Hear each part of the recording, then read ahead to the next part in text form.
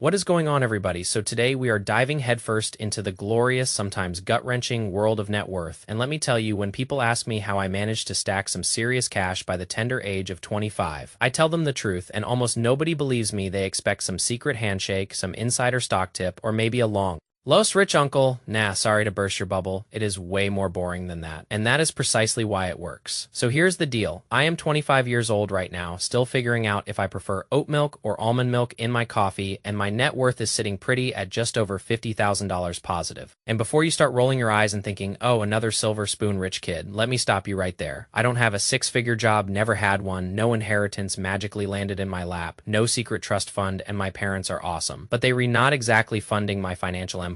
Every single penny of that 50,000, or to be precise, 56,000. If we getting granular, came from literally slow stacking money, embracing some seriously smart, almost painfully boring habits, and learning a few hard, sometimes hilarious lessons along the way. In this video, I am going to rip apart the curtain and show you exactly where that 56,000 smackaroos came from, how I painstakingly built it up over the past few years, and what my next moves are to keep this money machine humming, even when my current income feels like it is stuck in slow motion. First things first, let's get our heads straight on what net worth even means, because I swear half the internet gets it wrong. It is simply what you own, your assets, minus what you owe your liabilities. Think of it as your financial report card. So for me, that includes the cash chilling in my bank account, my investment accounts that are slowly but surely doing their thing, and any other savings I have tucked away then. And this is the important part. You subtract all the nasty debt, credit card balances, auto loans, student loans, anything that is dragging you down. So to give you the real-time breakdown of my $56,000 empire, here is the current snapshot I have. About $30,000 parked in a high-yield savings account. This, my friends, is my emergency fund, my oh crap money, and the fuel for any short-term goals I might have, like maybe finally upgrading my ancient laptop. Then I have about $6,000 tucked away in my Roth IRA, which I only started last year, and I am aggressively working to max out. My 401k is looking pretty healthy with $25,000, and on the flip side, the only debt I have is about $15,000 on my car loan. No soul-crushing credit card debt here, thank goodness, and I have about $10,000 floating around in my checking and other savings accounts. You add all that up, subtract the car loan, and boom, you get my current net worth of roughly $56,000. Now the big question, how did I get there? And trust me, it wasn't some overnight miracle. I did not wake up one morning to find a giant pile of cash in my living room, much to my dismay. The core of how I hit that $56,000 mark was literally by saving my money consistently, incrementally over a sustained period. This isn't rocket science.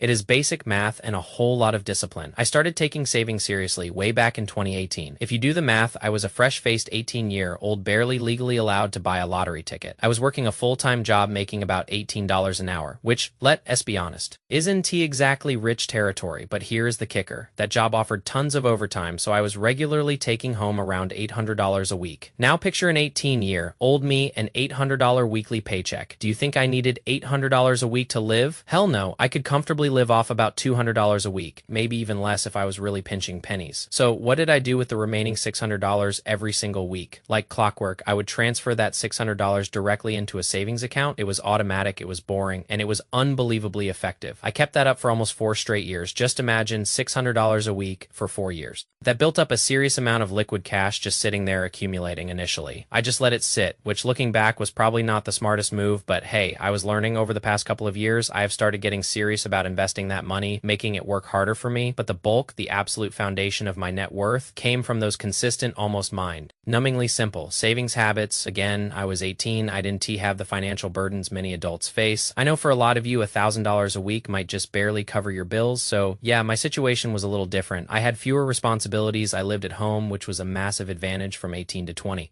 While I was working that full-time job, I lived significantly below my means. I mean, seriously below. I was living on about 25% of my income, saving a whopping 75 to 80% of every paycheck. And here's my secret weapon: automation. I have mentioned this in previous videos, but it bears repeating. I automated everything. The moment my paycheck hit my account, a predetermined chunk of it was whisked away into my savings and investment accounts. I never saw it. I never touched it. I never had to decide to save. It just happened. Out of sight, out of mind. It is the ultimate cheat code for building wealth, because it removes the emotion and the temptation. This isn't just a financial strategy, it is a psychological hack. By making saving automatic, you are essentially tricking your brain into prioritizing your future self. You are bypassing the immediate gratification impulse, which is exactly what keeps most people stuck in a cycle of living paycheck to paycheck. Think about it. Every single unnecessary coffee, every impulse Amazon purchase, every spontaneous takeout order, that is an employee you are firing, an employee that could be working for you, generating more wealth, building your financial freedom. So stop firing your employees, hire them, automate your savings, and let that money get to work.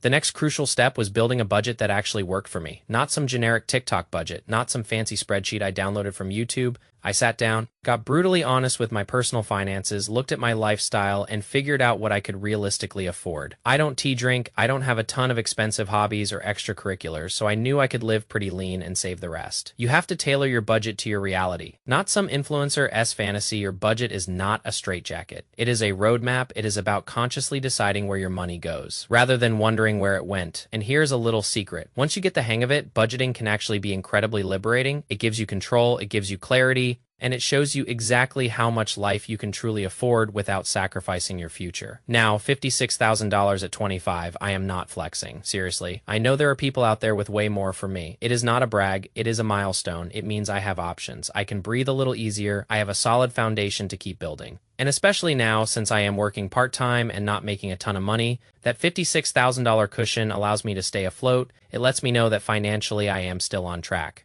It's a buffer, a safety net, a launch pad, whatever you want to call it. It gives me peace of mind. It means I can take calculated risks, pursue opportunities that might not offer immediate big payouts, all because I have that financial stability underpinning everything. It's about more than just the number. It's about the freedom that number represents. So what are my next moves? My big, hairy, audacious goal, BHAG, is to hit $100,000 net worth by the age of 20. That gives me 3 years to almost double what I have now. Ambitious? Yes. Impossible? Absolutely not. It is a challenge, and I am here for it. Another goal is to max out my Roth IRA every single year. For those not in the know, if you are under 59 and a half, you can contribute $7,000 a year to a Roth. I am a little behind for this year, but I am still pushing to hit that $7,000 mark, even if I fall short. The effort counts. The key here is consistency. It's not about hitting perfection every single time. It's about showing up, making progress, and building those habits that compound over time. The power of compounding is T just for your investments. It's S for your habits too. And here's where I learned another painful lesson: minimizing risk, especially when it comes to dumb purchases. You see, I have a problem, a car problem. I love cars. I mean, truly love them. I had a Subaru WRX, fully built it, poured my heart and soul into it, and then sold it. Lost about $10,000. Just gone. Poof. Up in exhaust fumes. Then I got a BMW, fully built that too. Sold it, lost another 15 grand, gone. Just like that. If you know anything about the car game, you know modifications are a black hole for your money. They rarely, if ever, increase the value. Usually they just drive it straight into the ground. You are literally paying to make your asset worth less. It's the ultimate financial oxymoron, a money pit masquerading as a passion project. So then, in my infinite wisdom, I bought a Tesla thinking, oh, this will be different. It is an investment. Spoiler alert, it was not. Lost a whole bunch of money on that too, and that, my friends, was my come. 2. Jesus moment with cars. I finally realized that my passion was literally bleeding my net worth dry. Every single unnecessary car purchase, every modification, every dollar spent trying to impress someone who probably didn't even care was a dollar not invested, a dollar not compounding, a dollar that could have been working for my future. Finally, I swallowed my ego, admitted my mistakes, and bought a Jeep, a humble, reliable, practical Jeep. And guess what? I love my Jeep. It has the cheapest monthly payment I have had since I was 18.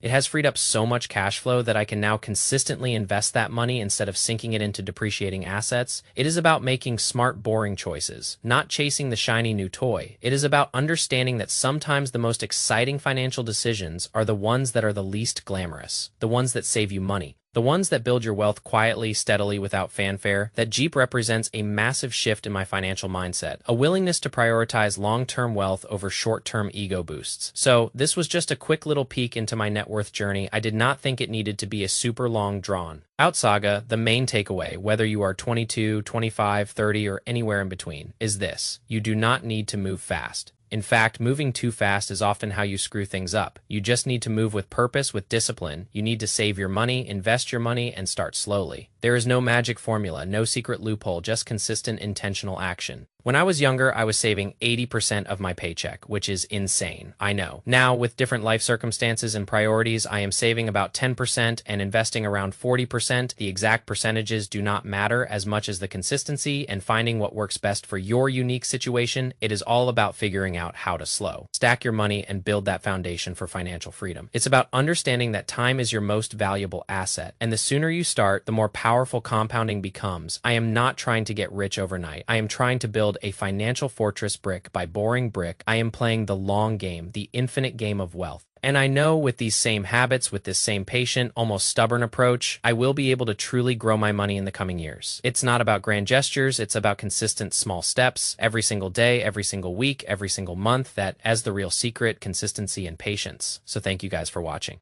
Let me know in the comments where you are on your financial journey. What are your next big money moves? And remember, stay boring, stay patient, peace.